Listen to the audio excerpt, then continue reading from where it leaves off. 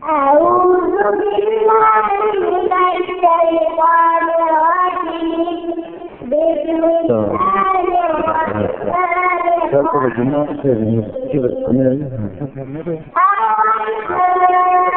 علم القرآن خلق الإنسان علمه البيان الشمس والقمر بحسبان والنجم والشجر يسجدان والسماء رفعها ووضع الميزان ألا تطغوا في الميزان وأقيموا الوزن بالقسط ولا تخسروا الميزان والأرض وضعها للأنام فيها فاكهة والنخل ذات الأكمام والحب والعنب والريحان فبأي آلاء ربكما تكذبان. جزاك الله خير. الحمد لله رب العالمين والصلاة والسلام على أشرف الأنبياء والمرسلين وعلى آله وصحبه أجمعين ومن تبعهم بإحسان إلى يوم الدين. أما بعد.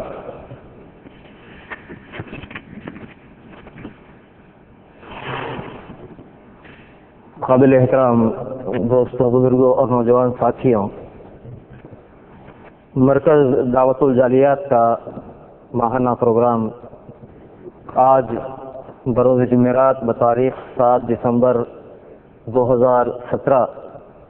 موافق 19 ربیع الاول بعد نماز عشاء بمقام مسجد الکلیم جمعیہ تعاونیہ قرطبہ میں منعقد ہونے جا رہا ہے۔ سب سے پہلے مرکز دعوت الجالیات کی جانب سے میں آپ تمام احباب کو خوش آمدید کہتا ہوں، اور ساتھ ہی ساتھ آپ تمام کا مشکور و ممنون ہوں کہ آپ تمام بھائیوں نے اپنے کاموں کو، اپنی مصروفیت کو بالائے طاق رکھ کر اس دینی اور بابرکت پروگرام میں شریک ہوئے ہیں۔ اللہ تبارک و تعالی ہمارا یہاں جمع ہونا اور یہاں بیٹھنا اور یہاں سے رخصت ہونا، یہاں قرآن اور حدیث کی باتوں کو سننے کو شرف قبولیت عطا فرمائے۔ تو میں بلا تاخیر مولانا محترم شیخ عبدالخالق مدنی حفظہ اللہ تعالی کو دعوت خطاب دیتا ہوں۔ آپ سیرت النبی صلی اللہ علیہ وسلم کے مفہوم اور ان کے تقاضوں پر خطاب فرمائیں۔ إن الحمد لله نحمده ونستعينه ونستغفره ونعوذ بالله من شرور أنفسنا ومن سيئات أعمالنا من يهده الله فلا مضل له ومن يضلل فلا هادي له وأشهد أن لا إله إلا الله وحده لا شريك له وأشهد أن محمدا عبده ورسوله اللهم صل على محمد وعلى آل محمد كما صليت على إبراهيم وعلى آل إبراهيم إنك حميد مجيد اللهم بارك على محمد وعلى آل محمد كما باركت على إبراهيم وعلى آل إبراهيم إنك حميد مجيد أما بعد فيا أيها الناس إن خير الحديث كتاب الله وخير الهدي هدي محمد صلى الله عليه وسلم وشر الأمور محدثاتها وكل محدثة بدعة وكل بدعة ضلالة وكل ضلالة في النار۔ درس کے آغاز میں میں بھائیوں سے گزارش کروں گا، ایک تو اپنے موبائل وغیرہ بند رکھیں، دوسرا جو باہر مجلس سے مشاورت ہے ان سے گزارش کروں گا کہ خطیب کے بالکل سامنے کھڑے ہو کر کنورسیشن کرنا، تو میں ذرا کمزور آدمی ہوں، میں ڈسٹرب ہو جاتا ہوں، تو یہ مجلس مشاورت اگر ایک سائڈ پہ ہو جائے یا باہر ہو جائے تو یہ بہتر ہے. بالکل سامنے راستے میں اس طرح یہ مناسب نہیں ہے. معذرت کے ساتھ توجہ کے ساتھ میری گزارشات سماعت فرمائیں. میں اللہ رب العزت کی بارگاہ میں التجا اور دعا کرتا ہوں کہ اللہ جل شانہ مجھے قرآن و سنت کی روشنی میں حق اور سچ کہنے کی توفیق عطا فرمائے. آپ تمام بہن بھائی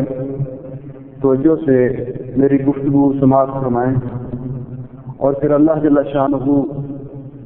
اس کو ہمیں اپنی عملی زندگی میں لانے کی توفیق عطا فرمائے. حقیقت بات ہے کہ آپ بھائیوں کا آنا، تمام بہن بھائیوں کا یہاں تشریف لانا ہمارے لیے بڑی مسرت کا باعث ہے کہ اس گئے گزرے دور میں جب لوگوں کا بہت سارا ٹائم ایسی مصروفیات میں لے رکھا ہے کہ جن کا دنیا اور آخرت میں کوئی فائدہ نہیں، وقت ضائع کرنے والی مصروفیات، کوئی اس وجہ سے نہیں آتا کہ اس نے فری میں چیٹ کرنی ہے کسی کے ساتھ، کسی نے کوئی گفتگو کرنی ہے، کوئی فیس بک پہ لگا ہوا اپنا تسلی اور تشفی کر رہا ہے. لیکن ایسے سارے ہجوم مسائل میں سے اللہ کی رضا کے لیے، اللہ کا قرآن سننے کے لیے اور پیارے نبی حضرت محمد رسول اللہ صلی اللہ علیہ وسلم کا فرمان سننے کے لیے آپ کا تشریف لانا یہ بڑی سعادت کی بات ہے اور یہ اللہ کی توفیق ہے. اللہ رب العزت ہم سب کی حاضری قبول فرمائے. میرا موضوع آپ سن چکے ہیں کہ سیرت النبی صلی اللہ علیہ وسلم کا مفہوم کیا ہے، اس مفہوم اور اس کے تقاضے کیا ہے. اس مفہوم کو جاننے کے لیے سب سے پہلے ہم یہ معلوم کرنا چاہیں گے کہ عربی زبان میں سیرت کا لفظ کس معنی میں استعمال ہوتا ہے. علماء لغہ نے اس لفظ کے چند معانی اور مطالب بیان کیے ہیں. پہلا اس کا ترجمہ کہ سیرت کا مفہوم السنہ. محدثین نے لفظ سیرت اور لفظ سنہ دونوں کو مترادف قرار دیا ہے کہ رسول اکرم صلی اللہ علیہ وسلم کی سنت، آپ کا طرز زندگی، یہ سیرت ہے. دوسرا معنی اس کا الطریقہ کہ سیرت اس طریقے کا نام ہے کہ جس پر کوئی شخص اپنی زندگی میں چلتا ہے. تیسرا معنی اس کا الحیا والحالہ کہ انسان کی حالت اور کیفیت. یہ سارے معانی آپس میں متقارب ہیں. قرآن پاک میں جب ہم اس مفہوم کا جائزہ لیتے ہیں تو اللہ جل شانہ نے سورہ طٰہٰ میں جب موسیٰ علیہ السلام کا ذکر کیا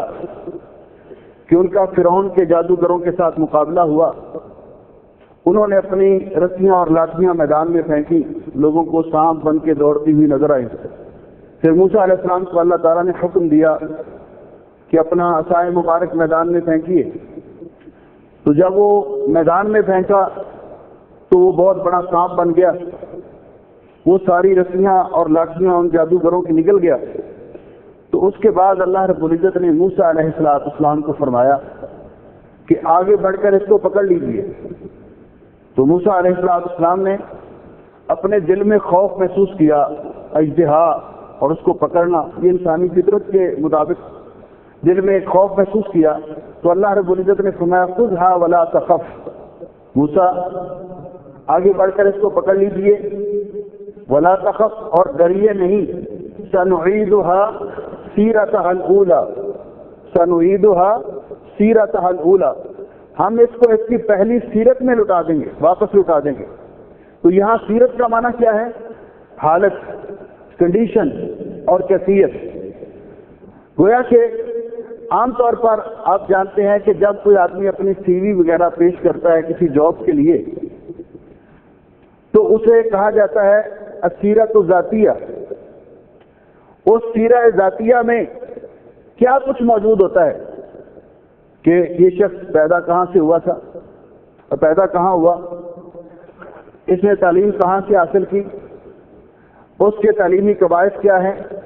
اس کا شجرہ نسب کیا ہے, اس کی زندگی کے متعلق تمام معلومات اس کے اندر موجود ہوتی ہیں. اس لیے جب نبی اکرم صلی اللہ علیہ وسلم کی سیرت طیبہ کا ذکر کیا جاتا ہے کہ سیرت النبی صلی اللہ علیہ وسلم سے کیا مراد ہے,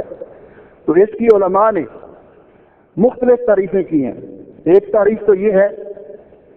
السیرۃ النبویہ, اس کی اصطلاحی تعریف ہے ترجمہ الماثورہ لحیات النبی صلی اللہ علیہ وسلم. رسول اکرم صلی اللہ علیہ وسلم کی حیات طیبہ کے بارے میں وہ معلومات جو رسول اکرم صلی اللہ علیہ وسلم کے حوالے سے صحیح سند کے ساتھ ثابت ہیں, ان کو خواہ ان کا تعلق آپ کی شخصیت کے ساتھ ہے, آپ کی عبادات کے ساتھ ہے, آپ کے خاندانی قواعد کے ساتھ ہے, معاملات کے ساتھ ہے, آپ کی زندگی کے مجموعی جو معاملات اور شؤون حیات ہیں ان کے ساتھ ہیں, تو اس کو سیرت النبی صلی اللہ علیہ وسلم کے عنوان سے تعبیر کیا جاتا ہے. دوسرا ترجمہ اور اس کی جو اصطلاحی تعریف عام ہے کہ محدثین نے اس کو چونکہ سنت کے مترادف قرار دیا ہے, السیرہ کو سنت کے مترادف قرار دیا ہے, تو محدثین کے ہاں اس کی تعریف یہ ہے ما اثر عن النبی صلی اللہ علیہ وسلم من قول او فعل او تقریر او صفت خلقیت او خلقیہ. نبی اکرم صلی اللہ علیہ وسلم کے حوالے سے آپ کے اقوال, جو بات آپ نے ارشاد فرمائی, جو کام آپ نے کیا یا جو کام آپ کے سامنے کیا گیا اور آپ نے رضامندی کا اظہار کیا, یا آپ کے اوصاف, آپ کی خلقت کے اعتبار سے کہ آپ کا رخ انور کیسا تھا, آپ کا سراپا کیسے تھا, یا آپ کے اوصاف حمیدہ اور خصال جمیلہ, یہ سارے کے سارے یہ عنوان ہے, اس عنوان کے تحت آتے ہیں سیرت النبی صلی اللہ علیہ وسلم. گویا کہ سیرت النبی صلی اللہ علیہ وسلم کا جب ذکر آتا ہے تو اس سے مراد صرف رسول اکرم صلی اللہ علیہ وسلم کا سراپا حسن و جمال بیان کرنا نہیں, بلکہ اس کے اندر آپ کا سراپا,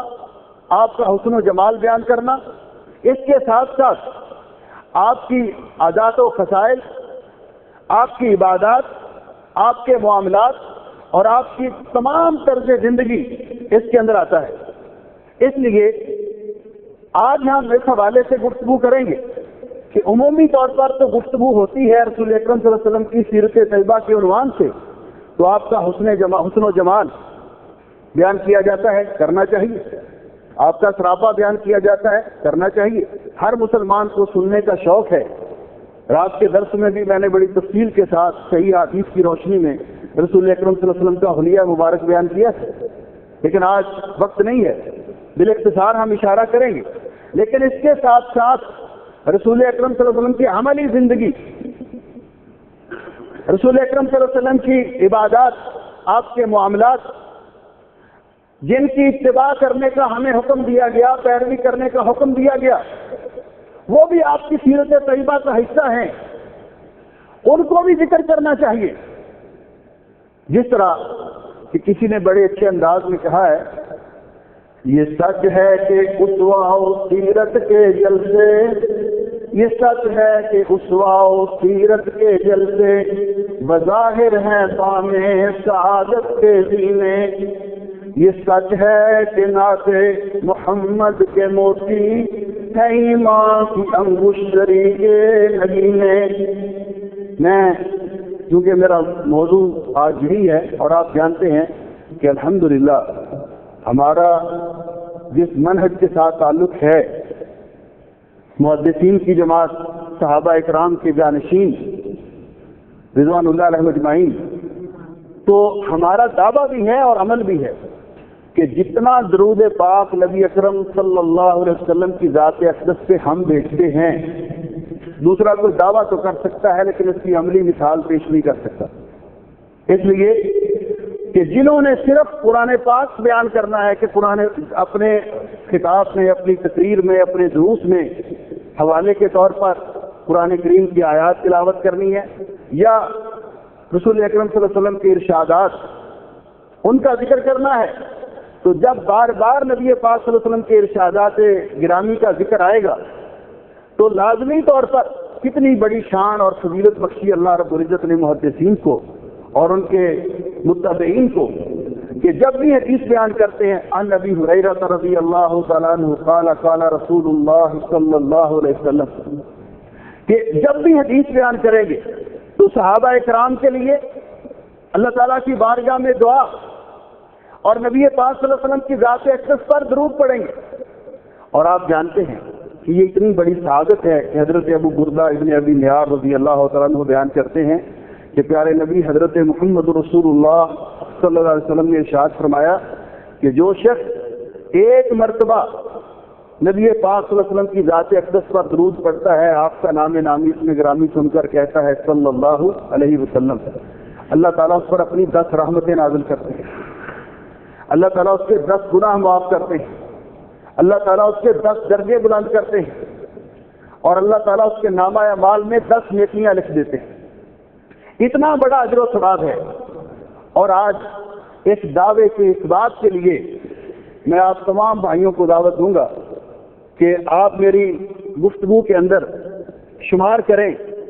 کہ اس مختصر درس میں کتنی مرتبہ رسول اکرم صلی اللہ علیہ وسلم کی ذات اقدس پر درود پڑھا جاتا ہے.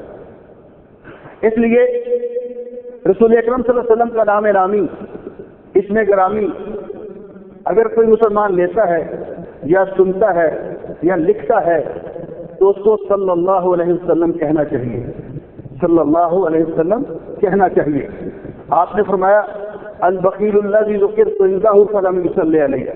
وہ شخص بخیل ہے جس کے پاس میرا نام نامی اس میں گرامی لیا جائے اور وہ درود نہیں پڑھتا. اب میں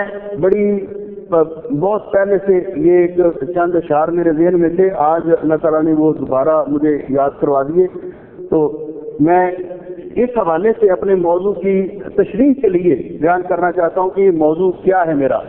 تو کیا کہا اس نے کہنے والے نے، یہ سچ ہے کہ اسوا و سیرت کے جلوے بظاہر ہیں بامیں سعادت کے زینے، یہ سچ ہے کہ نعت محمد کے موتی ہیں ایمان کی ان مشتری کے نگینے صلی اللہ علیہ وسلم.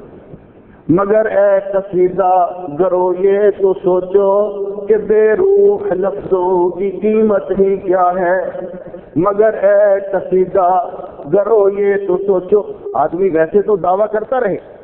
لیکن کام کوئی بھی نہ کرے جو رسول اکرم صلی اللہ علیہ وسلم کی سنت اور سیرت کے مطابق ہے، بلکہ اس کی خلاف ورزی کرے، تو زبانی دعویٰ محبت اس کی قیمت کیا ہے. مگر اے قصیدہ گرو یہ تو سوچو کہ بے روح لفظوں کی قیمت ہی کیا ہے، بنے ہیں نقش کہیں آب رواں پہ چلے ہیں کہیں خشکیوں میں سفینے، بنے ہیں نقش کہیں آب رواں پہ چلے ہیں کہیں خشکیوں پہ سفینے، وہ شیب ابی طالب و شہر طائف برابر صدا پہ صدا دے رہے ہیں،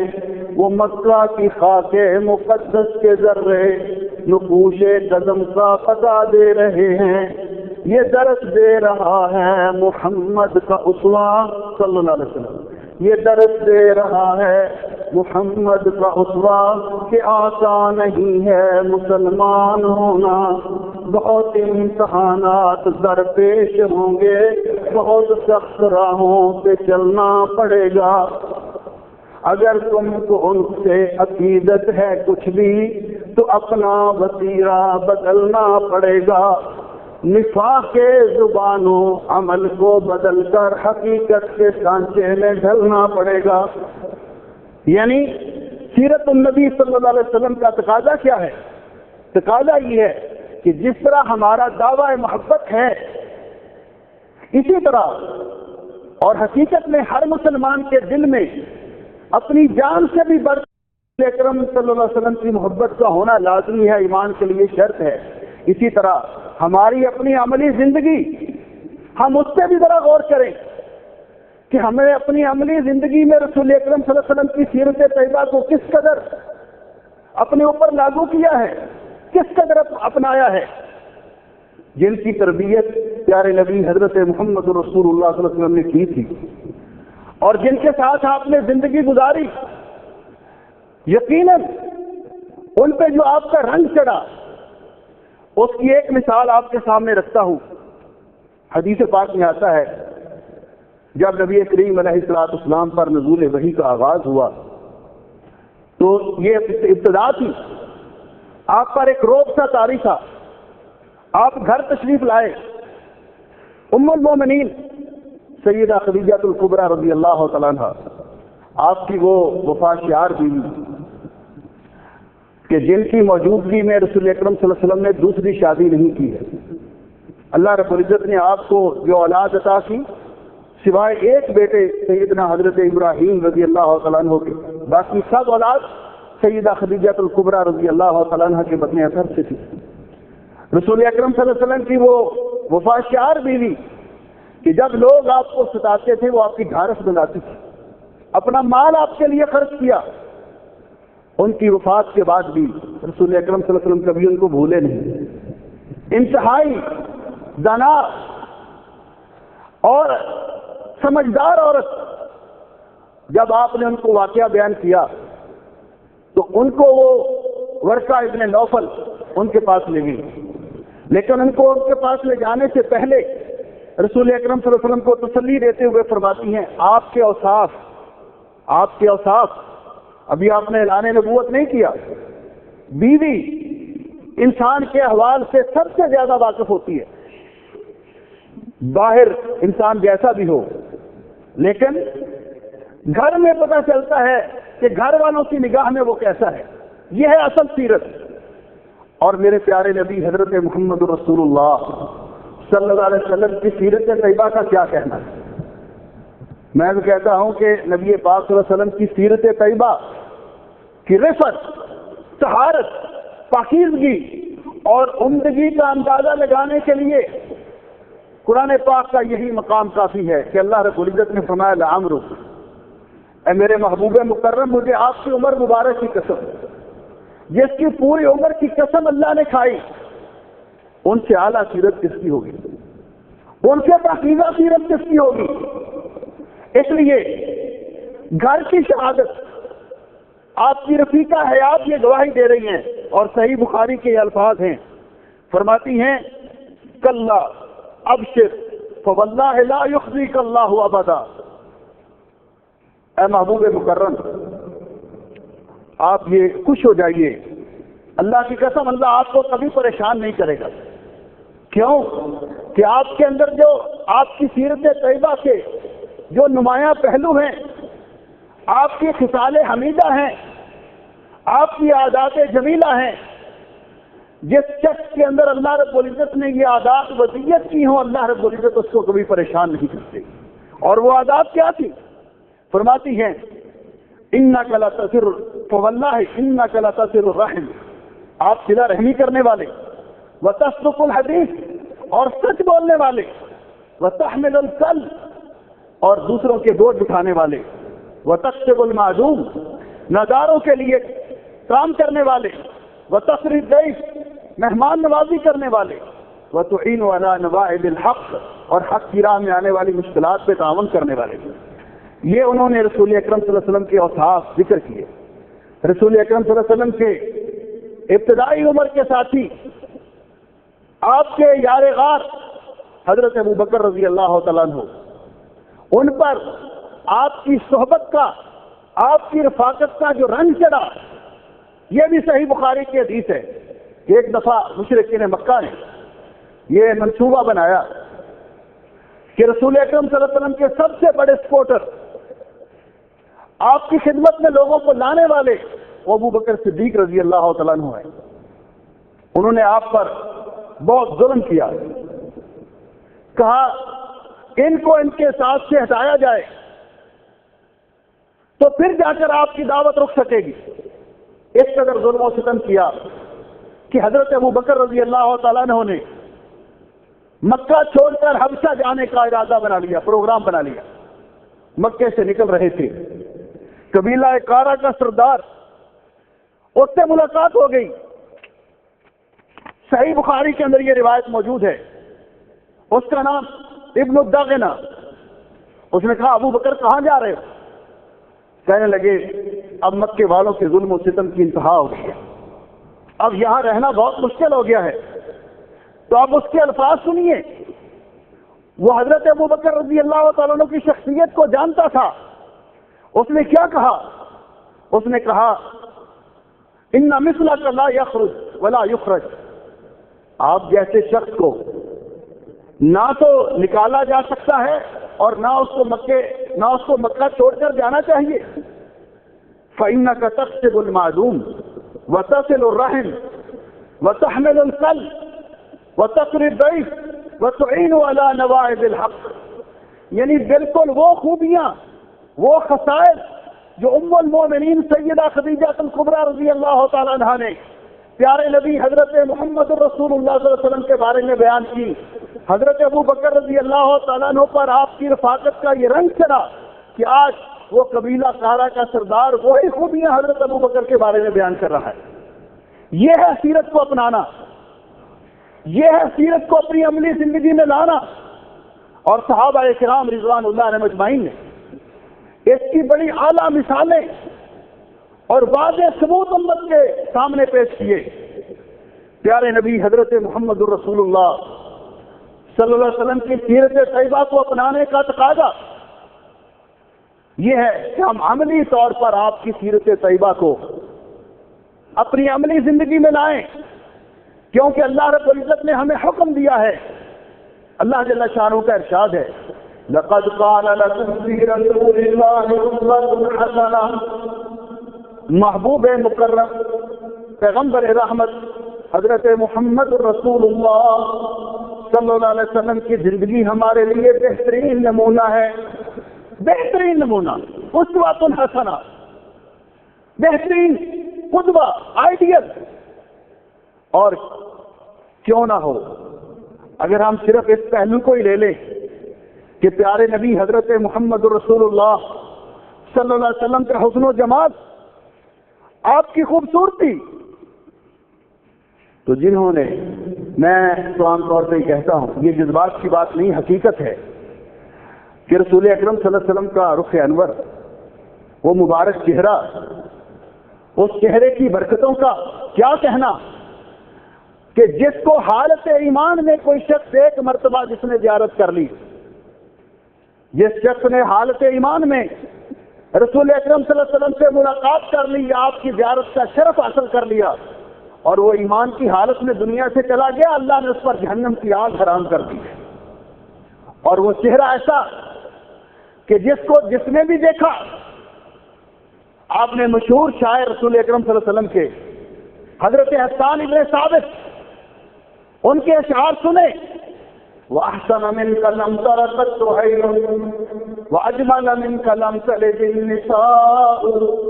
خُلِقْتَ مُبَرَّأً مِنْ كُلِّ عَيْبٍ كَأَنَّكَ قَدْ خُلِقْتَ كَمَا تَشَاءُ۔ آپ کا حلیہ مبارک کیا فرماتے ہیں کہ اللہ تعالیٰ نے آپ کو اتنا خوبرو بنایا ہے کہ آپ سے بڑھ کر خوبصورت کبھی کسی آنکھ نے دیکھا نہیں، اور کوئی آنکھ دیکھتی کیسے کبھی کسی ماں نے آپ سے بڑھ کر خوبرو بچہ جنا ہی نہیں۔ حضرت ابو ہریرہ رضی اللہ تعالیٰ عنہ فرماتے ہیں، جنہوں نے آپ کے روح انور کی زیارت کی، فرماتے ہیں ما رأيت شيئا احسن من رسول اللہ صلی اللہ علیہ وسلم كأن الشمس تجری فی وجہہ، میں نے رسول اکرم صلی اللہ علیہ وسلم سے بڑھ کر خوبرو انسان کبھی نہیں دیکھا، یوں لگتا تھا کہ جیسے آپ کا چہرہ سورج کی طرح دمکتا تھا۔ اور ہمارے بعض شعراء نے یہ کہا، جب یہ بات کہی کہ سونے نبی کا چہرہ جی میں 14ویں دے چند وانگو، تو اس کا جواب کسی نے دیا، اس نے کہا میں چاند سے تشبیہ دوں، بھلا یہ بھی کوئی انصاف ہے؟ میں چاند سے تشبیہ دوں، بھلا یہ بھی کوئی انصاف ہے؟ چاند کے چہرے پہ داغ ہیں، میرے نبی کا چہرہ صاف ہے۔ ام معبد ہجرت کے وقت جس کے پاس جا کے، جس کے خیمے میں آپ ٹھہرے تھوڑی دیر کے لیے، اس نے جب آپ کا سراپا بیان کیا تو فرماتی ہیں اجمل الناس من بعید واحلاہم واحسنہم من قریب، دور سے دیکھیں تو تب بھی خوبرو، اور قریب سے دیکھیں تو اور زیادہ خوبصورت۔ میں آپ بھائیوں سے ایک سوال کرنا چاہتا ہوں کہ نبی اکرم صلی اللہ علیہ وسلم، ہمارا یہ ایمان ہے اور ہمارا عقیدہ ہے کہ اللہ رب العزت نے آپ کو پوری کائنات سے زیادہ خوبرو اور خوبصورت بنایا۔ آپ کی سراپا بیان کرتے ہوئے صحابہ اکرام بیان کرتے ہیں کہ رسول اکرم صلی اللہ علیہ وسلم کا رنگ گورا اور سرخی مائل تھا، یعنی سفیدی گلاب میں ڈوبی ہوئی۔ آپ کے رخ مبارک جو دیکھتا وہ دیکھتا ہی رہ جاتا، اس قدر خوبصورت کہ آپ کے شاعر حضرت عبداللہ ابن رواحہ نے ایک بڑی اچھی بات کہی ہے، فرماتے ہیں روح الفداء لمن اخلاقه شهدت بانه خیر مولود من البشر، میری جان قربان اس مقدس و مطہر ہستی پر کہ جن کے اخلاق اس بات کی گواہی دیتے ہیں، جن کی سیرت اس بات کی گواہی دیتی ہے بانه خیر مولود من البشر، کہ وہ تمام بشروں سے افضل البشر ہیں، سید البشر ہیں، تمام انسانوں سے افضل مولود ہیں، بنی آدم میں سب سے افضل ہیں۔ اس کے بعد فرماتے ہیں لو لم تكن فيه آیات مبینۃ لکانت بدیہتہ تغنی عن الخبر، اگر اللہ تعالیٰ رسول اکرم صلی اللہ علیہ وسلم پر قرآن کی آیات نازل نہ بھی کرتا، آپ کو معجزات عطا نہ بھی کرتا، تو آپ کا سراپا ہی، آپ کا رخ انور ہی آپ کی صداقت کی سب سے بڑی دلیل تھی۔ اور حدیث پاک میں آتا ہے جب نبی پاک صلی اللہ علیہ وسلم ہجرت کر کے مدینہ طیبہ سے، مکہ معظمہ سے مدینہ طیبہ تشریف لائے، ابھی آپ مدینہ میں نہیں پہنچے تھے، قباء میں آپ نے پڑاؤ کیا ہوا تھا۔ لوگ صورت احوال کا جائزہ لینے کے لیے، معلومات لینے کے لیے، آپ سے گفتگو کرنے کے لیے وہاں جاتے۔ ان میں یہودیوں کے بہت بڑے عالم، تورات کے حافظ حضرت عبداللہ ابن سلام بھی تھے رضی اللہ تعالیٰ عنہ۔ وہ اپنا تاثر بیان کرتے ہیں، فرسٹ امپریشن بیان کرتے ہیں اپنا، کہتے ہیں میں قباء میں گیا صورت حوال کا جائزہ لینے کے لیے، جو ہی میں نے دیکھا رسول اکرم صلی اللہ علیہ وسلم صحابہ اکرام کے درمیان تشریف فرما تھے، ابھی میں نے آپ کی گفتگو نہیں سنی، ابھی آپ سے کوئی بات چیت نہیں کی، آپ کا رخ انور دیکھ کر ہی میرے دل نے یہ فیصلہ کر لیا واللہ ما ھذا وجہ الصفا، اللہ کی قسم اس مبارک پیشانی والا، اس روشن چہرے والا شخص جھوٹا نہیں ہو سکتا۔ رسول اکرم صلی اللہ علیہ وسلم کا حسن و جمال جب ہم بیان کرتے ہیں تو میں آپ کی سیرت کے حوالے سے کہ اس میں آپ کا جو حسن و جمال صحابہ اکرام نے بیان کیا کہ آپ کی داڑھی مبارک گھنی تھی، سینے کو ڈھانپ لیتی تھی، تو میرے بھائیوں نبی پاک صلی اللہ علیہ وسلم کا یہ حسن داڑھی کے ساتھ تھا یا داڑھی کے بغیر تھا؟ داڑھی کے ساتھ تھا نا۔ رسول اکرم صلی اللہ علیہ وسلم کی سنت تمام انبیاء کی سنت، اور آپ نے خود بھی اپنی داڑھی مبارک آپ کی گھنی تھی، لمبی تھی، آپ کا سینہ مبارک ڈھانپتی تھی، آپ اس کے باوجود بھی پوری کائنات سے زیادہ خوبصورت تھے۔ آج ہم رسول اکرم صلی اللہ علیہ وسلم کی سیرت کے اس پہلو کو ہم نے کس قدر اگنور کیا۔ ہم داڑھی کیوں مڈواتے ہیں؟ کیوں؟ ایک تو رسول اکرم صلی اللہ علیہ وسلم نے ہمیں حکم دیا، آپ نے حکم دیا، آپ نے فرمایا،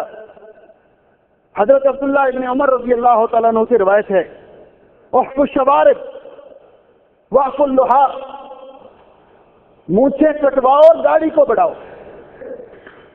ہماری رسول اکرم صلی اللہ علیہ وسلم کی سیرت کا یہ پہلو ہم سے کیوں اوجھل ہو گیا؟ ہم نے سمجھا کہ داڑھی کٹوانے میں حسن ہے، لیکن پیارے نبی حضرت محمد رسول اللہ صلی اللہ علیہ وسلم کا حسن تو داڑھی کے سمیت تھا، داڑھی کے ساتھ تھا۔ آج بھی میرا یہ دعویٰ ہے اور حقیقت ہے، یہ کوئی نوجوان جس کو پہلے اللہ تعالیٰ سب کو توفیق بخشے،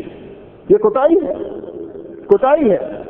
اللہ رب العزت ہماری غلطیاں معاف کرے اور سب کو توفیق بخشے۔ آج بھی کوئی نوجوان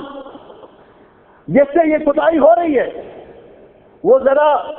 یہ سمجھ کر کہ یہ پیارے نبی حضرت محمد رسول اللہ صلی اللہ علیہ وسلم کی سنت ہے، اس کو ذرا اپنے چہرے پہ سجا کے دیکھے تو صحیح، اس کا یہ مغالطہ دور ہو جائے گا کہ داڑھی منڈوا کے بندہ خوبصورت لگتا ہے، بلکہ اس کے حسن کو 4 چاند لگ جائیں گے۔ بالخصوص گورا رنگ ہو اور سیاہ داڑھی ہو تو کیا یوں محسوس نہیں ہوتا کہ جیسے بادلوں میں سے چاند نکل رہا ہے؟ تو پیارے نبی حضرت محمد رسول اللہ صلی اللہ علیہ وسلم کا حسن و جمال صحابہ اکرام رضوان اللہ علیہم اجمعین نے آپ کی سیرت کو اپنی عملی زندگی میں ڈالا۔ تو عرض کر رہا تھا کہ آپ کی سیرت طیبہ کا پہلا تقاضا یہ ہے کہ نبی کریم صلی اللہ علیہ وسلم جیسا حلیہ بنایا جائے، لباس ویسا ہو، حجامت ویسی ہو۔ آج ہماری صورتحال اور ہماری کوتاہی کا یہ عالم ہے کہ ہم دعویٰ تو رسول اکرم صلی اللہ علیہ وسلم کے ساتھ محبت کا کرتے ہیں، جتنے کلمہ پڑھنے والے ہیں، لیکن ہم نے اپنے ہیرو اور بنائے ہوئے ہیں، آئیڈیل اور بنائے ہوئے ہیں۔ اگر انہوں نے اوپر سے بال کٹوا لیے، سائڈوں سے رہنے دیے تو ہم نے ویسے بنا لیے، اگر انہوں نے سائڈوں سے بال کٹوا لیے، اوپر رہنے دیے تو ہم نے ویسے بنا لیے، اگر انہوں نے لمبے بال رکھ کر پیچھے عورتوں کی طرح گت بنا لی تو ہم نے اس طرح جوڑا بنا لیا۔ یہ کیا ہے؟ پیارے نبی حضرت محمد رسول اللہ صلی اللہ علیہ وسلم کی سیرت طیبہ یہ ہے۔ بالخصوص نوجوانوں کے لیے علی بن عمر رضی اللہ تعالیٰ عنہما، حضرت عبداللہ ابن عمر رضی اللہ تعالیٰ عنہ روایت کرتے ہیں، نہا رسول اللہ صلی اللہ علیہ وسلم عن القض، نبی علیہ السلام نے قضا سے منع کیا۔ اور قضا کیا ہے؟ کہ سر کے کچھ حصے کے بال منڈوا لینا اور کچھ کے چھوڑ دینا، نیچے سے منڈوا لینا، اوپر چھوڑ دینا۔ اس سے رسول اکرم صلی اللہ علیہ وسلم نے منع فرمایا ہے۔ نبی پاک صلی اللہ علیہ وسلم کے ساتھ محبت کا تقاضا یہ ہے کہ حجامت بھی ویسی بنائی جائے کہ آپ کی سیرت کے اس پہلو کو بھی اپنی عملی زندگی میں لایا جائے۔ اسی طرح پیارے نبی حضرت محمد رسول اللہ صلی اللہ علیہ وسلم نے جو ہماری رہنمائی فرمائی کہ آپ کی سیرت پر عمل کا تقاضا یہ ہے کہ نبی پاک صلی اللہ علیہ وسلم اپنے ہر خطبے میں ارشاد فرمایا کرتے تھے، ہر خطبے کے اندر فإن خير الحديث كتاب الله أما بعد فإن خير الحديث كتاب الله وخير الهدي هدي محمد صلى الله عليه وسلم وشر الأمور محدثاتها وكل محدثة بدعة وكل بدعة ضلالة وكل ضلالة في النار۔ رسول اکرم صلی اللہ علیہ وسلم کا یہ ارشاد سیرت النبی صلی اللہ علیہ وسلم کے تقاضے کو واضح کر رہا ہے کہ انسان اس بات کا اعتقاد اور یقین رکھے کہ نبی پاک صلی اللہ علیہ وسلم کی سیرت طیبہ سب سے بہتر سیرت اور آپ کا طریقہ سب سے بہتر طریقہ، اس کو اپنی عملی زندگی میں لائے، اس کے مطابق زندگی بسر کرے۔ اور ساتھ ساتھ اس کا تقاضا یہ بھی ہے وَشَرَّ الْأُمُورِ مُحْدَثَاتُهَا وَكُلَّ مُحْدَثَةٍ بِدْعَةٍ، کہ انسان اس کی مخالفت سے بچے۔ اور اس کی مخالفت کیا ہے؟ کہ بدعات کو اپنانا، دین کے اندر نئی نئی چیزیں ایجاد کرنا۔ آپ نے فرمایا سب سے برا کام دین کے اندر نئی نئی چیزیں ایجاد کرنا ہے، اور دین کے اندر ہر وہ نیا کام جس کی اصل رسول اللہ صلی اللہ علیہ وسلم سے ثابت نہیں ہے اس کو ایجاد کرنا، آپ نے فرمایا بدعت ہے۔ وَكُلُّ بِدْعَةٍ ضَلَالَةٍ، اور ہر بدعت گمراہی ہے۔ وَكُلُّ ضَلَالَةٍ فِي النَّارِ، اور ہر گمراہی انسان کو جہنم میں لے جائے گی۔ تو یہ تقاضا ہے نبی پاک صلی اللہ علیہ وسلم کی سیرت طیبہ پر عمل کرنے کا کہ آپ کی سیرت کو اپنایا جائے، آپ کی سنت پر عمل کیا جائے اور بدعات سے بچا جائے، خرافات سے بچا جائے۔ آپ کی ہمارے ہاں ایک عام طور پہ ایک ذہن پایا جاتا ہے جی رسول اکرم صلی اللہ علیہ وسلم نے یہ کام کیا تو نہیں لیکن منع بھی تو نہیں فرمایا، یا جی یہ کام کر لینے میں حرج کیا ہے؟ میرے مسلمان بہن بھائیوں، پیارے نبی صلی اللہ علیہ وسلم کی پیاری امت اور آپ سے محبت کرنے والے سامعین گرامی قدر، اس میں سب سے بڑا نقصان یہ ہے کہ وہ دین جو نبی پاک صلی اللہ علیہ وسلم پر مکمل ہو گیا، اگر کوئی اس سے ہٹ کر کوئی نئی چیز ایجاد کرتا ہے تو اس نے دین میں رخنہ اندازی کی کوشش کی ہے، اس نے دین میں رخنہ اندازی کی کوشش کی ہے، پیارے نبی حضرت محمد رسول اللہ صلی اللہ علیہ وسلم کی سنت کی مخالفت کی ہے۔ اور دوسری بات، اس نے اللہ رب العزت کی ناراضگی کو مول لیا ہے۔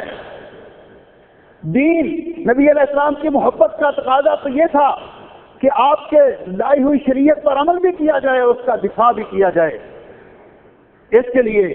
صحابہ اکرام کا طرز عمل کیا تھا؟ ایک واقعہ آپ کے سامنے رکھتا ہوں، ذرا توجہ سے سماعت فرمائیے۔ حضرت ابن عباس رضی اللہ تعالیٰ عنہ سے روایت ہے،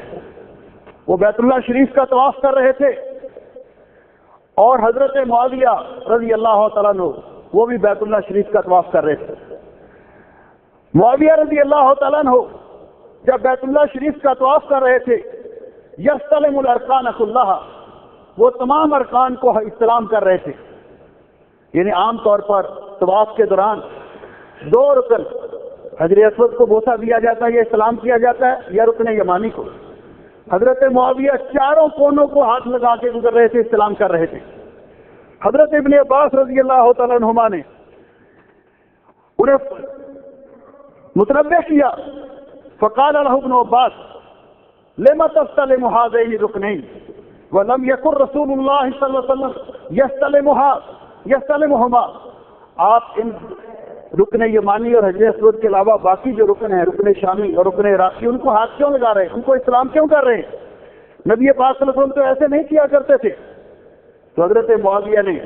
ان کی اپنا اجتہاد تھا، انہوں نے یہ جواب دیا، فرماتے ہیں لیس شیء من البیت مہجورا، بیت اللہ کا گھر ہے، جہاں کو چاہے ہاتھ لگائے۔ لیکن جب حضرت ابن عباس رضی اللہ تعالیٰ عنہ نے قرآن پاک کی آیت تلاوت کی، حضرت ابن عباس رضی اللہ تعالیٰ عنہ نے جواب دیا، لقد کان لکم فی رسول اللہ اسوۃ حسنہ، رسول اکرم صلی اللہ علیہ وسلم کی ذات اقدس، آپ کے اعمال، آپ کی سیرت اور کردار ہمارے لیے بہترین نمونہ ہے۔ نبی پاک صلی اللہ علیہ وسلم صرف 2 رکنوں کا استلام کیا کرتے تھے۔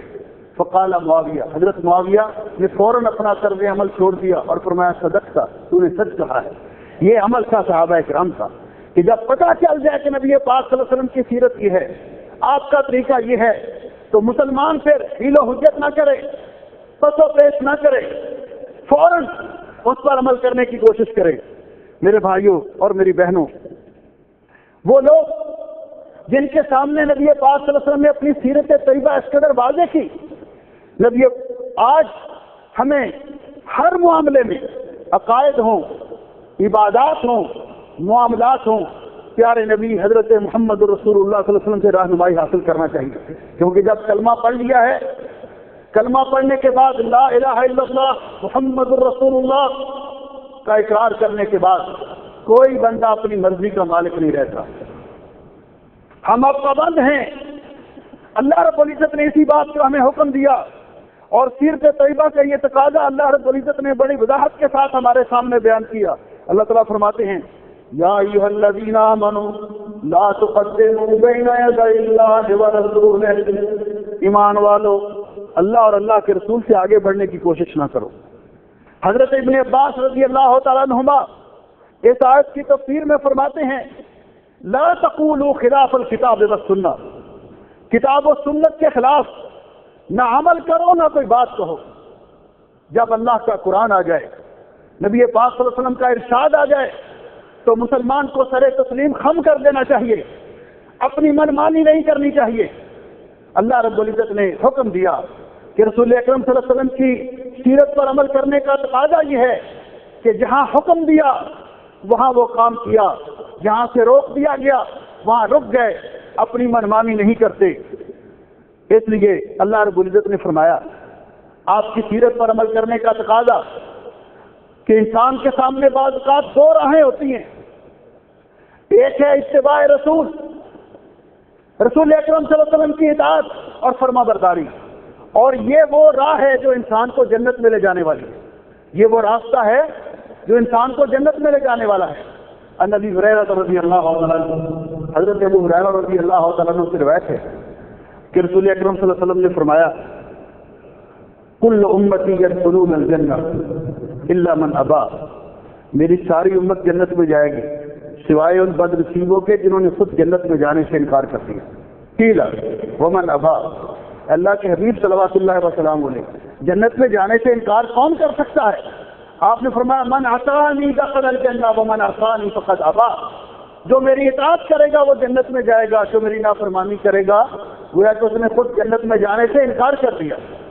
راہ سنت پہ چلا جا اے سالک بے دھڑک، جنت الفردوس کو سیدھی گئی ہے یہ سڑک، ایک ہی راستہ جنت الفردوس کو جاتا ہے، اور وہ راستہ ہے جو پیارے نبی، جس پر پیارے نبی حضرت محمد رسول اللہ صلی اللہ علیہ وسلم چلے، آپ کے بعد آپ کے صحابہ چلے، اور قیامت تک وہ لوگ چلتے رہیں گے جو کتاب و سنت کو جنہوں نے اپنی شرع راہ بنایا ہے۔ یہ سبیل المومنین ہے۔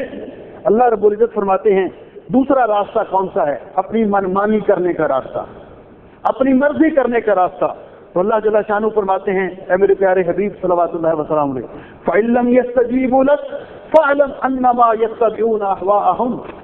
اگر یہ آپ کی بات نہیں مانتے تو جان لیجئے یہ پھر اپنی منمانی کر رہے ہیں،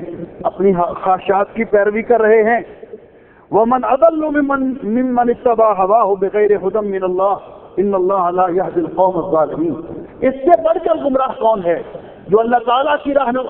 عطا کردہ شریعت، رہنمائی اور پیارے نبی حضرت محمد رسول اللہ صلی اللہ علیہ وسلم کی سیرت طیبہ کو چھوڑ کر اپنی منمانی کرے اور اپنی مرضی کرے۔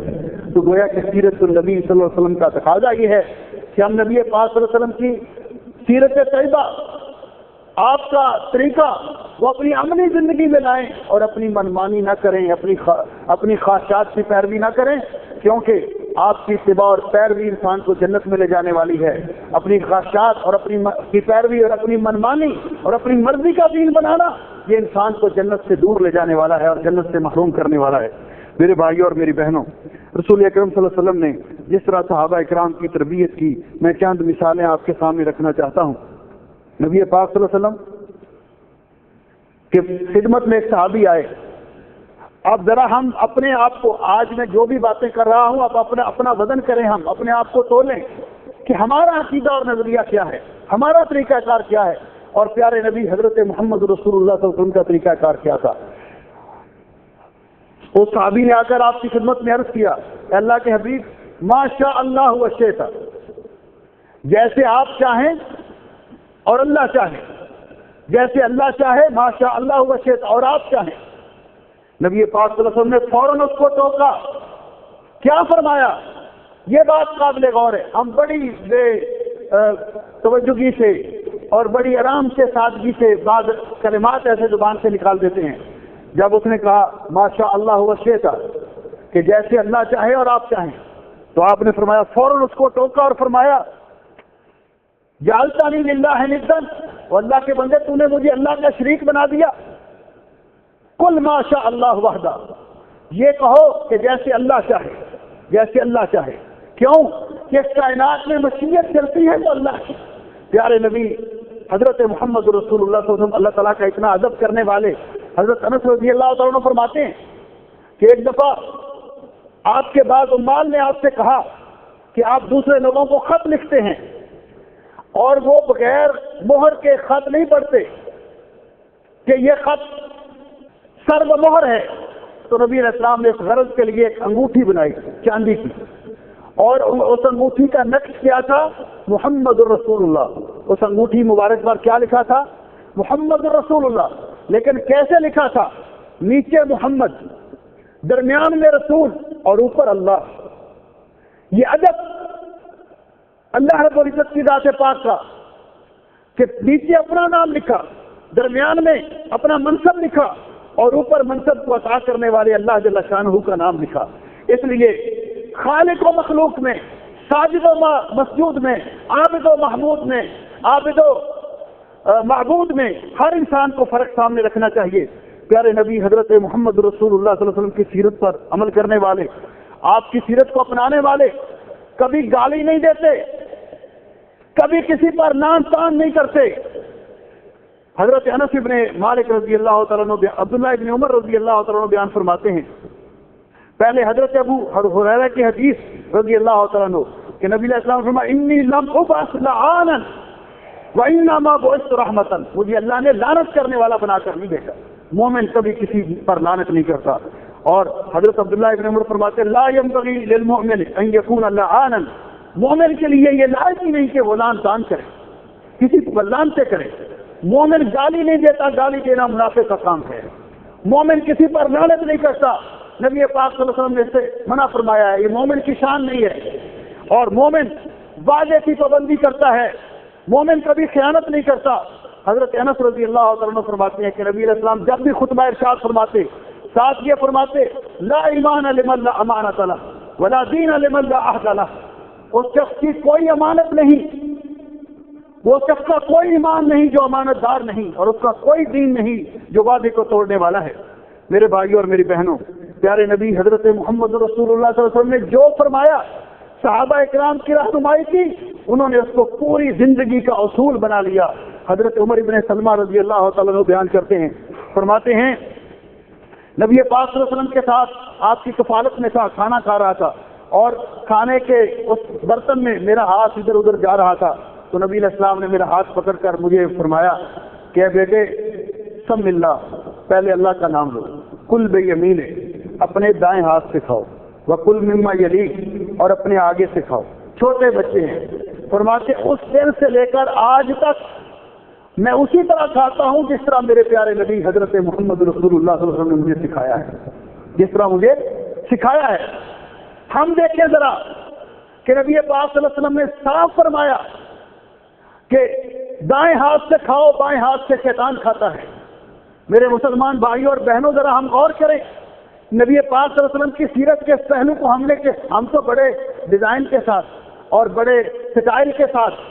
دایاں ہاتھ خالی، سگریٹ پئیں گے دائیں ہاتھ سے اور کولڈ ڈرنک پئیں گے بائیں ہاتھ سے، دایاں ہاتھ خالی ہے، بائیں ہاتھ سے کھانا کھا رہے ہیں، اور پھر بھی رسول اکرم صلی اللہ علیہ وسلم کی محبت کا دعویٰ کرتے ہیں۔ ہمیں اپنے احوال پر غور کرنا چاہیے۔ صحابی کو نبی علیہ السلام نے فرمایا کہ لا تسبن احدا، اے صحابی حضرت جابر بن سلیم، کسی کو گالی نہ دینا۔ صحابی فرماتے ہیں میں نے اس کے بعد فما سببت بعدہ حرا ولا عبدا ولا بعیرا ولا شاء، میں نے اس کے بعد کسی آزاد کو، کسی غلام کو، کسی بندے کو، کسی اونٹ کو، کسی بکری کو، کسی جانور کو بھی گالی نہیں دی، جب سے نبی علیہ السلام نے فرمایا کہ گالی نہیں دینی چاہیے۔ ہمیں اپنی اس بات پہ غور کر، آج رسول اکرم صلی اللہ علیہ وسلم کی سیرت کا ایک اہم پہلو حضرت عبداللہ ابن عمر رضی اللہ تعالیٰ عنہ بیان فرماتے ہیں، نبی علیہ السلام کے ساتھ میں سفر میں تھا، دور سے چرواہا بینسری بجا رہا تھا، بینسری کی آواز آ رہی تھی، موسیقی کی آواز آ رہی تھی۔ نبی علیہ السلام نے اپنی مبارک انگلیاں کانوں میں دے لی اور راستے سے ہٹنا شروع کر دیا، پوچھتے آواز آ رہی ہے؟ جی آ رہی ہے۔ حتیٰ کہ جب میں نے کہا نہیں آواز آ رہی، تو پھر آپ نے اپنی مبارک کانوں سے انگلیاں نکالی۔ اور آج ہم کیا کہتے ہیں؟ موسیقی روح کی غذا ہے۔ اس قدر ہماری سستی کا عالم، ہم اپنے آپ پہ غور کریں کہ ہم نے نبی پاک صلی اللہ علیہ وسلم جن کو گانے بجانے سے اتنی نفرت تھی، جس گانے بجانے سے آپ نے فرمایا مجھے اللہ تعالیٰ نے گانے بجانے کے آلات توڑنے کے لیے بھیجا، آپ نے ایسے لوگوں کی مذمت کی جس طرح کہ حضرت ابو موسیٰ اشعری رضی اللہ تعالیٰ عنہ سے روایت ہے کہ نبی علیہ السلام نے فرمایا یکونن من امتی اقوام یستحلون الحر والحریر والخمر والمعازف، میری امت کے اندر ایسے لوگ آئیں گے کہ جو بدکاری کو، ریشم کا لباس پہننے کو، آپ جانتے ہیں کہ مسلمان کے لیے نبی پاک صلی اللہ علیہ وسلم نے مسلمان مرد کے لیے ریشم کا لباس اور سونے کا استعمال حرام قرار دیا۔ حضرت علی رضی اللہ تعالیٰ عنہ فرماتے ہیں کہ نبی علیہ السلام نے ایک ہاتھ میں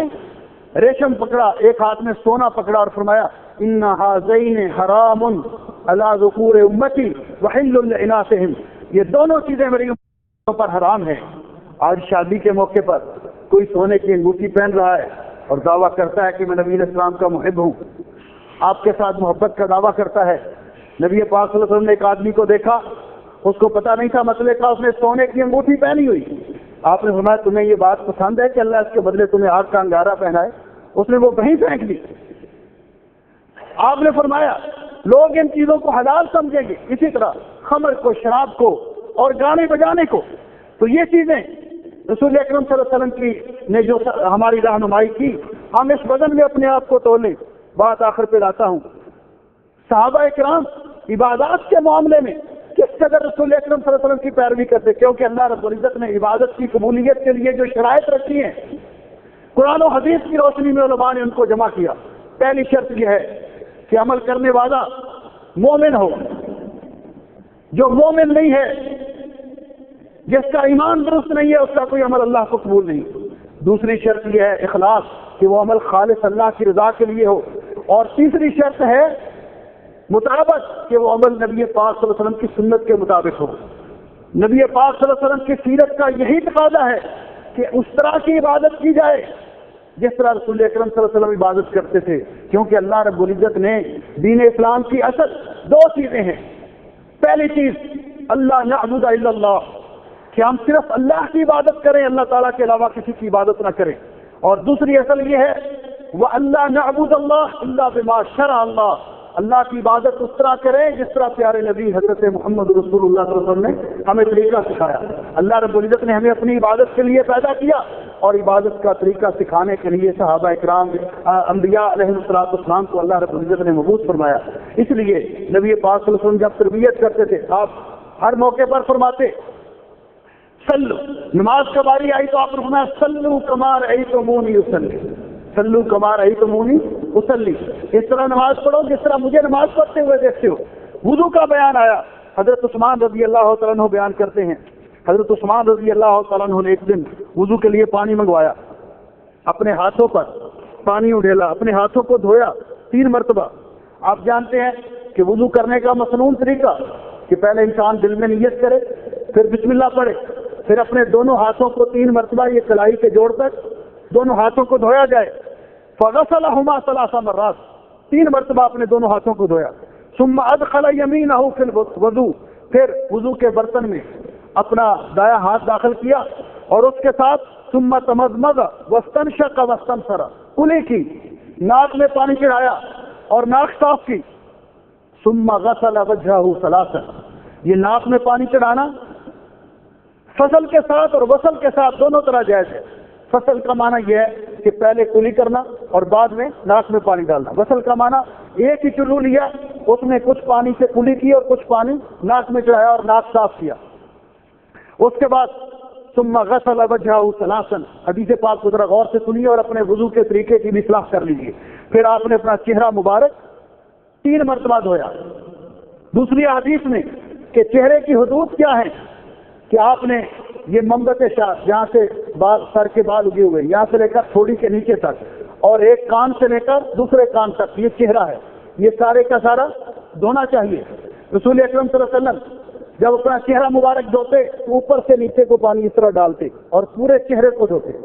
پھر آپ نے 3 مرتبہ اپنا چہرہ مبارک دھویا۔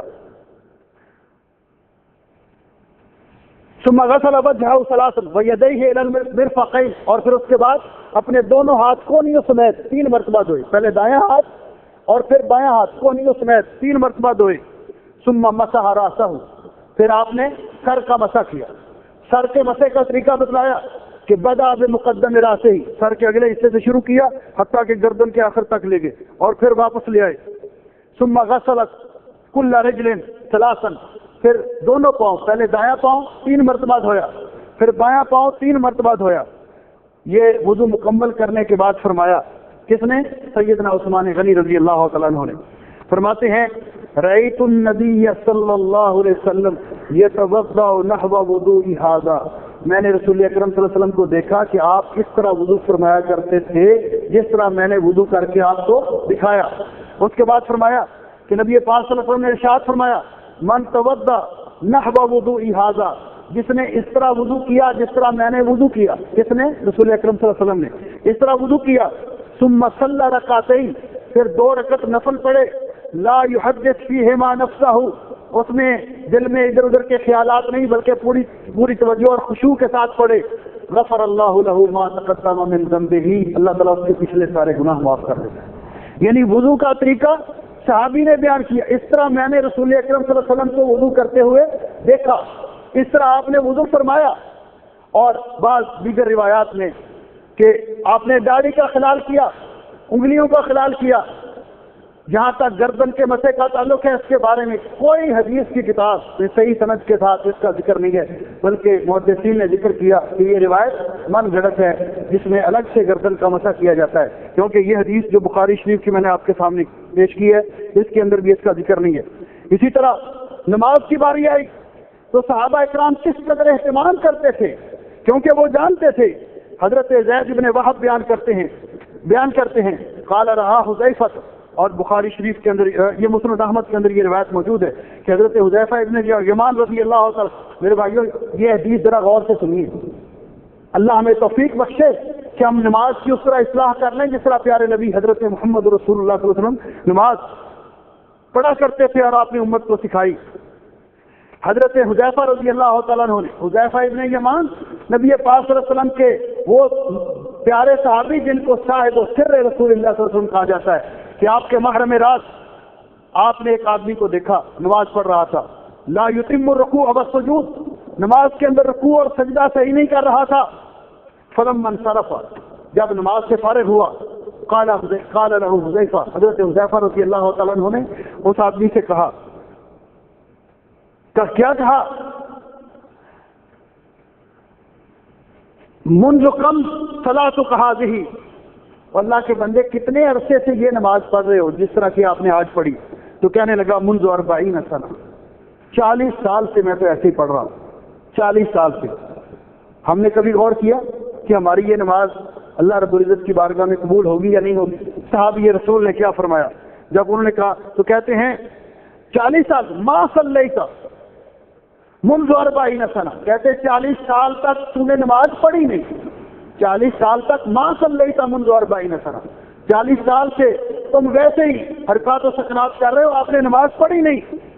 ولو مت وهذه صلاتک، اگر تو اسی حالت میں فوت ہو گیا کہ یہی نماز پڑھتے ہوئے،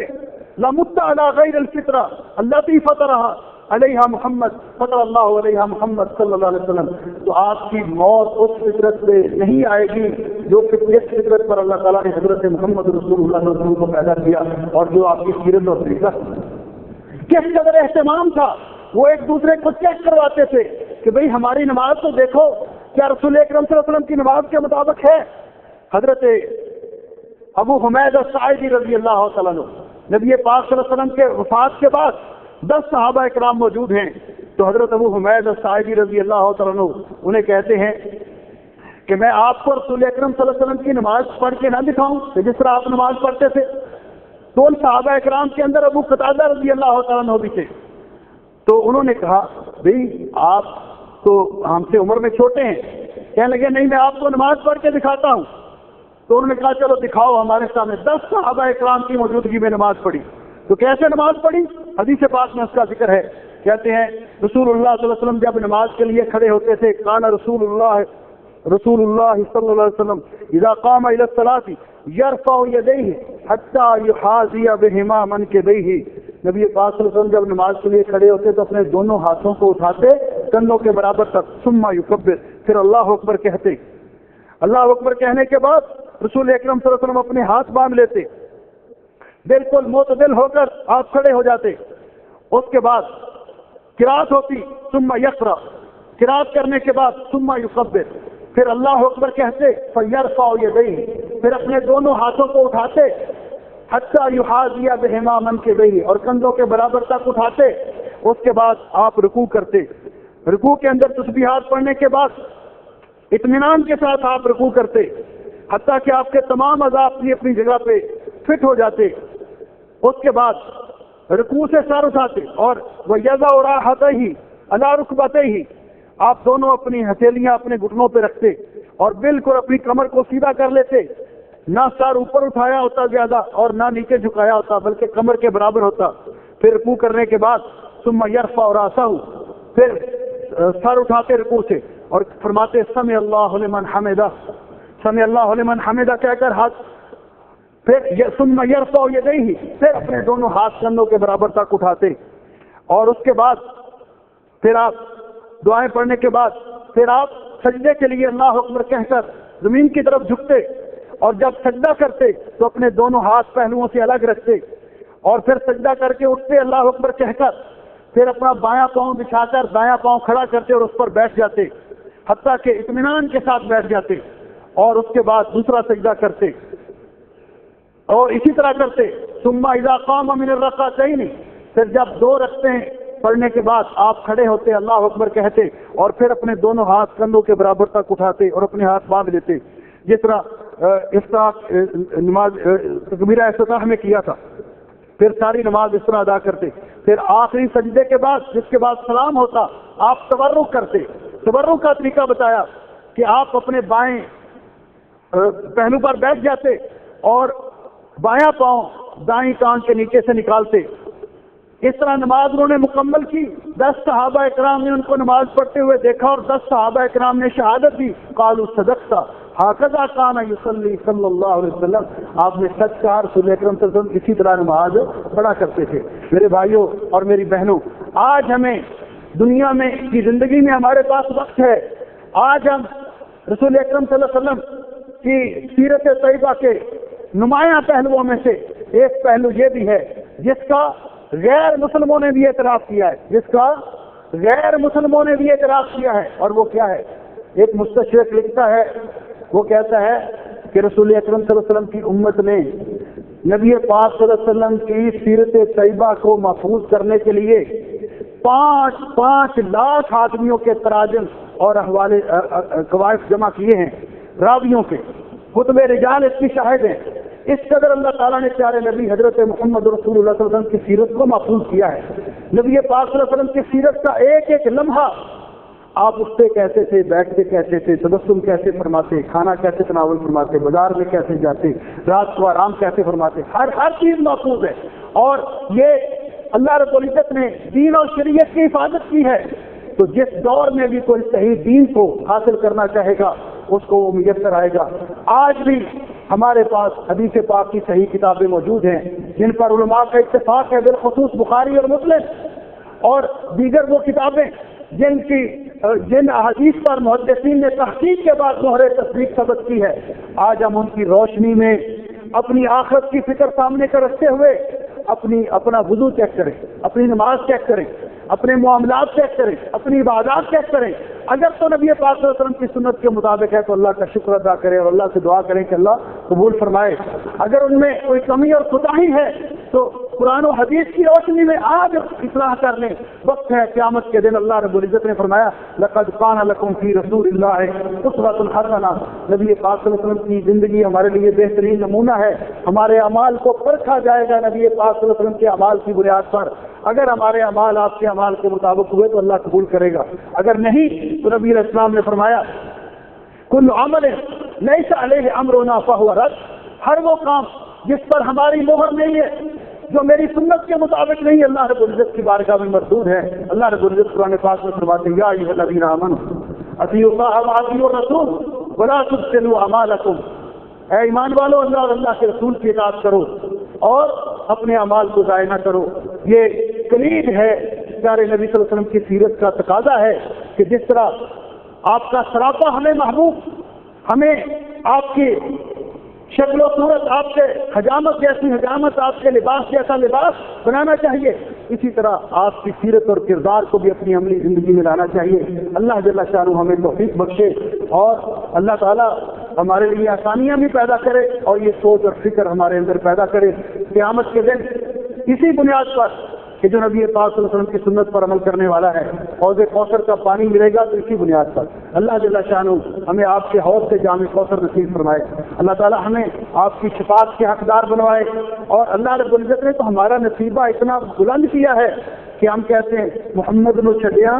گزارا نہیں ہونا، کسے اور تیرا سہارا نہیں ہونا، آگے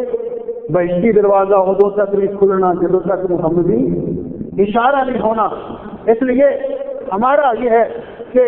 جنت کا دروازہ ہمارے پیارے نبی حضرت محمد رسول اللہ کھلوائیں گے. ہم اللہ سے دعا کرتے ہیں کہ اللہ تعالیٰ ہمیں اپنے پیارے نبی کی قیادت میں جنت الفردوس نصیب فرمائے.